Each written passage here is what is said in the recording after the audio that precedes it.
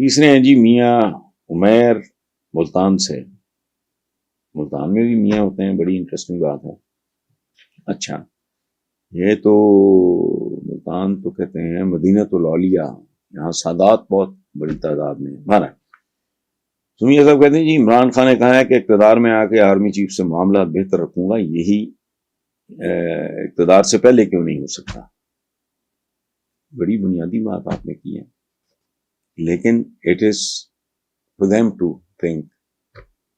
میں اور آپ تو نہیں یہ کر سکتے. اچھا, اس میں بھی میرا خیال ہے کہ چونکہ پوزیشن آف اسٹرینتھ میں تو ظاہر ہے آرمی چیف ہیں, یہ تو اپوزیشن میں ہیں, تو ان کو نرمی دکھانی چاہیے, ان کو انیشیٹو لینا چاہیے. مجھے نہیں پتا کیا سچویشن ہے, لیکن جو بات آپ کر رہے ہیں یہ ملک کے لیے کرنا ہوتا ہے بھائی.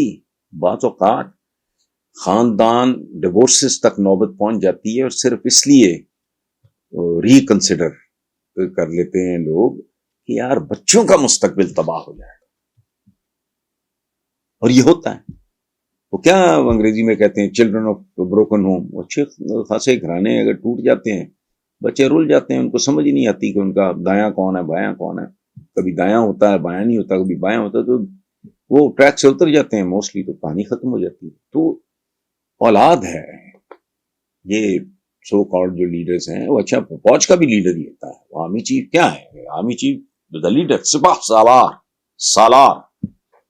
تو یہ تو دونوں طرف سے تالی اگر بجے, اور یہ اس لیے بھی بجا لینے میں کوئی حرج نہیں ہے کہ یہ آپ کے ہم وطنوں کی زندگیوں کا کمال ہے. اس میں اگر کسی کو اپنی کوئی انا بھی تھوڑی بہت کرنی پڑتی ہے تو اٹ ڈزنٹ میٹر.